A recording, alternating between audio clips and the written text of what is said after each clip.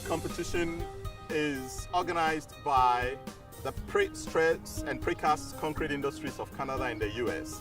And the whole goal is to give students an experiential learning opportunity to be able to design real-sized beams using all the knowledge that they would have acquired during their concrete classes, at the universities or the colleges where they represent.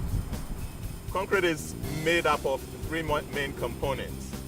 We have aggregates, sand, water, cement, and additives mixed in the right proportions.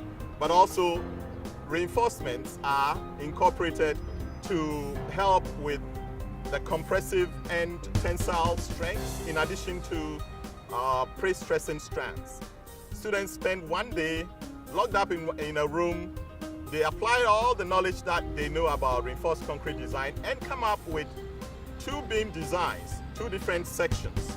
The second component involves the building of the beam, and the building of the beam involves creating the formwork, mixing the concrete, placing the concrete in the formwork, placing the rebar, and pre-stressing the strands. The third part involves testing. Now, the testing is normally done at an institution that has the testing equipment, and in our case it will be at Western University, where our beams will be transported there, cured, and in 2 weeks' time they will be placed on a testing instrument which is electronically monitored to give very accurate results. Students record the results, and the results are put in the form of a report and submitted, and that's the final submission.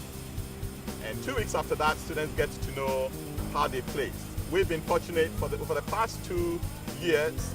Our students, Fanshawe students, have come second on both occasions. And so we are very happy about our results so far, and we have confidence that we'll do very well this year. We are supposed to design a bridge member, a reinforced concrete beam using pre-stressing. It's supposed to do it as cost effectively as we possibly can and break within a certain range. We went to Windsor and we actually had to build it. We were there for the concrete pour and making sure the rebar was properly in place, straight through to break day, which is today. We have to build to Ontario Building Code and the bridge codes from the MTO. We have to stick to certain clearances, certain types of concrete, certain sizes of rebar.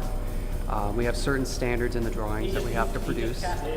We have some limitations by our sponsors, what they're willing to do, what we are not allowed to do. We're supposed to be as innovative as possible while still being cost effective.